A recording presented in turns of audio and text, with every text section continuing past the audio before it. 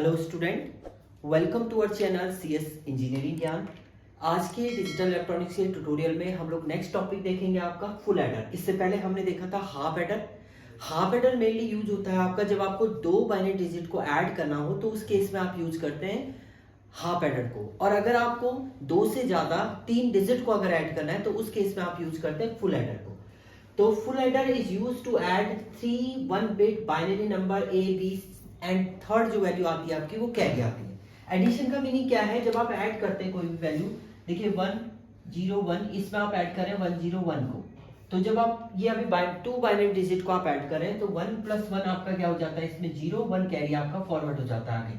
अब यहाँ पर आपकी आ गई तीन डिजिट। अब इन तीनों को क्या करना है, आपने ऐड करना है।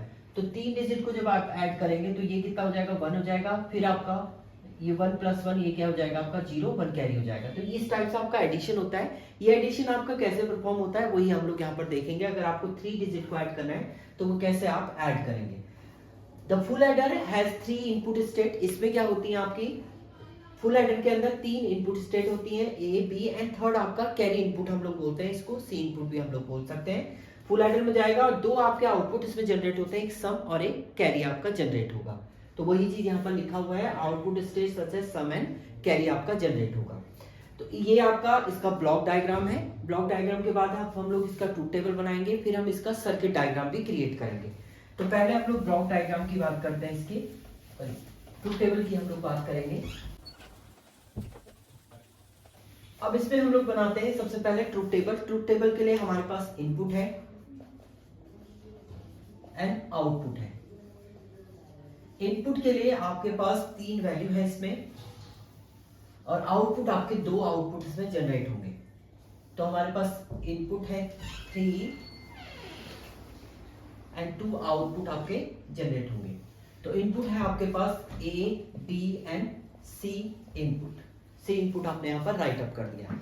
अब देखिए इसको जब आप सम है आपका, एस को हम लोग सम से रिप्रेजेंट करेंगे, और एक आपका क्या है कैरी, जिसे हम लोग सी आउट से डिनोट करेंगे। ये इनपुट कैरी है और ये आपका आउटपुट कैरी जो जनरेट होगा उसकी हम लोग बात कर रहे हैं यहाँ पर। तो अब सबसे पहले आप इसको बाइनरी फॉर्मेट में लिखेंगे। अगर आपकी 3 इनपुट है तो टोटल नंबर ऑफ पेयर कितने बनेंगे, 2 की पावर 3 यानी 2 2 जा 4 2 जा 8 पेयर आपके बनेंगे। आप इसे प्रॉपर तरीके से भी लिख सकते हैं, नहीं तो 8 में आपको शॉर्टकट वे में लिखना है। तो इसमें आपका 0 1 0 1 0 1 0 1 8 टाइम आप लिख देंगे 0 1 0 1 करके। नेक्स्ट वाले में 0 0 1 1 0 0 1 1 आप लिख देंगे। थर्ड वाले में आप लिखेंगे 4 0 4 1 1 2 3 4 0 एंड 4 1 आपके आ जाएंगे। ये आपका राइट अप करने का हो गया इनपुट। अब देखिए ऐड आपको करना है 0 + 0 0 0 + 0 0। यहाँ पर कैरी भी आपका क्या हुआ 0 जनरेट हुआ है। नेक्स्ट देखिए 0 + 0 0 0 + 1 1 आपका हो जाएगा, कैरी क्या हो जाएगा 0 0 + 1 1 1 + 0 1 और कैरी आपका 0 0 + 1 1 1 + 1। अब देखिए जब आप बाइनरी में 1 + 1 की बात करते हैं तो बाइनरी में 1 + 1 आपका एज अ 1 0 के इक्विवेलेंट होता है, यानी 0 वहीं पर रहेगा, 1 आपका कैरी आगे फॉरवर्ड हो जाएगा। तो 0 + 1 1 + 1 आपका क्या हो जाएगा, एज अ 10 हम लोग काउंट करते हैं, 0 यहाँ पर आएगा और 1 आपका आगे फॉरवर्ड हो जाएगा इसमें। नेक्स्ट 1 + 0 1 1 + 0 1 1 और कैरी आपका 0 है। अब यहाँ पे फिर से है 1 + 0 1 1 + 1 0 एंड 1 कैरी आपका आ जाएगा। 1 + 1 1 + 1 आपका 0 1 कैरी आपका जा रहा है, 0 + 0 यहाँ पर 0 आपका हो जाएगा और 1 कैरी आपका जनरेट हो जाएगा। अब 1 + 1 देखिए 1 + 1 + 1 अगर इसकी बात करते हैं 1 + 1 आपका 1 0 हो जाता है, जिसमें 1 तो आगे चला गया, 0 0 में फिर से आपका 1 ऐड होगा तो ये 1 हो जाएगा और ये 1 कैरी आपका आगे चला जाएगा। ये डायरेक्ट आप बोल सकते हैं, अगर कहीं पर 3 1 है आपके तो इसको डायरेक्ट आप 1 1 राइट अप कर सकते हैं, जिसमें 1 आपका यहाँ पर रहेगा और 1 कैरी आपका रिटर्न हो जाएगा आगे। तो ये आपका ये क्या है इसका as a truth table. Truth table है आपका ये। ट्रूथ टेबल के बाद हम लोग इसका लॉजिकल एक्सप्रेशन देखेंगे। तो आप लिखिए यहाँ पर लॉजिकल एक्सप्रेशन की हम लोग बात करते हैं। आप लॉजिकल एक्सप्रेशन डायरेक्ट भी राइट अप कर सकते हैं या के मैप से भी आप इसे रिड्यूस कर सकते हैं। तो हम लोग के मैप से इसको बनाते हैं। देखिए आपके 3 इनपुट है तो 3 इनपुट के मैप आपका यहाँ पर क्रिएट होगा। तो 3 इनपुट के मैप हम लोग डिजाइन करते हैं यहाँ पर।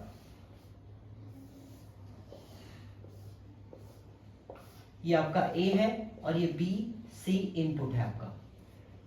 सबसे पहले आपको यहाँ पर 0 1 0 0 0 1 1 1 1 0 की कंडीशन होगी। ये आपका ए बार ए हो जाएगा, ये आ जाएगा आपका बी बार सी इन का बार, ये आ जाएगा B bar C in B C in and B C in का बार। अब देखिए 1 आपका कहां पर आ रहा है, अगर आप पहले 1 सम में पहले 1 की बात करेंगे तो वो आ रहा है आपका ए बार बी बार सी, तो ए बार बी बार सी, यानी यहां पर आपका पहला 1 जनरेट हो जाएगा। दूसरा 1 देखिए सम का ये है, ये कब है आपका ए बार बी सी इनका बार, ए बार बी सी इनका बार, यानी इसकी बात कर रहा है, ए बार बी सी इनका बार। अब बॉक्स की वैल्यू देख लीजिएगा क्या आ रही है आपकी। इसके बाद इस 1 की बात करते हैं, ये है आपका ए बार बी सी इन बार, बी बार सी इन बार, तो ए बार सॉरी ये प्रॉपर ए है आपका, ये ए है क्योंकि एक 1 वैल्यू है तो आपका ए है, उसके अलावा बी बार सी इन बार आपका आएगा। तो ए देखिए कहां पर है आपका, ए बी सी इन बार, तो इसकी बात कर रहा है। नेक्स्ट लास्ट 1 है आपका कहां पर है, ए, ये भी देखिए प्रॉपर ए है, ये बी है और ये सी इन है, यानी इसमें बार कहीं पर भी नहीं है, 1 1 है, तो ए बी सी ये यहां पर है। इसके अलावा अदर जगह आपका 0 है। अब देखिए इसमें पेयरिंग अगर आपकी बन रही है तो पेयरिंग आप बनाइए, पेयरिंग इसमें बन नहीं रही कहीं भी कर भी। आप के मैप को देखिए, के मैप पे आपका पेयर बन रहा है कहीं पर, अभी मुझे कैरी के लिए भी ये लेना है इसलिए मैं इसको रख कर रहा हूं। अब देखिए आप यहां पर के मैप में देखिए कहीं पर आपके 2 के पेयर 4 के पेयर ऐसे बन रहे हैं, तो अभी कहीं भी आपका पेयर नहीं बन रहा है, तो आप सबसे पहले ये एक आप सर्कल यहाँ पर बना देंगे, यानी एक ग्रुप आपका ये हो गया। इसको डायरेक्ट आप लिख सकते हैं ए बी बार सी इनका बार, ये y इक्वल टू एक्सप्रेशन हो जाएगा, प्लस दूसरी वैल्यू आपकी ये ग्रुप बन रहा है तो a bar b bar c इन ये हो जाएगा, प्लस ये भी आपका एक ग्रुप बन रहा है तो a बार b c इन बार हो जाएगा, और लास्ट आपका ये भी एक ग्रुप बन रहा है तो प्लस आपका क्या हो जाएगा, ये a b c इन, ये आपके आउटपुट जो है इसमें जनरेट हो जाएगा। इसे आप इस टाइप से भी लिखते हैं। दूसरा आपका डायरेक्ट एक्सप्रेशन होता है a एक्सॉर b, ए के साथ एक्सॉर किया आपने बी को, एंड एक्सॉर आप क्या कर देंगे यहाँ पर, एक्सॉर कर देंगे इसको सी इन के साथ। सी इन के साथ जब आप एक्सॉर करेंगे तो एक्चुअल आपका जो वैल्यू है वो रिटर्न हो जाएगा यहाँ पर। तो डायरेक्ट आप एक्सॉर कर सकते हैं तीनों वैल्यू को, तो जब आप इसको फाइंड आउट करेंगे तो यही आपका ये क्या करेगा, रिटर्न करेगा, यानी तीनों को आपको क्या करना है, एक्सॉर करना है। ये सम की कंडीशन थी आपकी। ऐसी आप कैरी के लिए भी क्या बनाएंगे, के मैप बनाइए। कैरी के लिए भी हम लोग क्योंकि 3 वेरिएबल का ही के मैप बनना है तो कैरी के लिए भी हम लोग यहाँ पर के मैप डिजाइन करते हैं। देखिए लॉजिक आपका सेम ही रहेगा, 3 वेरिएबल का आपका है, ए बार ए डायरेक्ट लिख रहा हूं मैं, बी बार सी इन का बार, B bar C in B C in B C in का बार, ये है ए और ये है बी सी इन, ये आपका। अब देखिए कैरी में 1 कब है आपका, 1 है आपका 0 1 1 पे। 0 का मीनिंग है यहां पर आएगा आपका ए बार,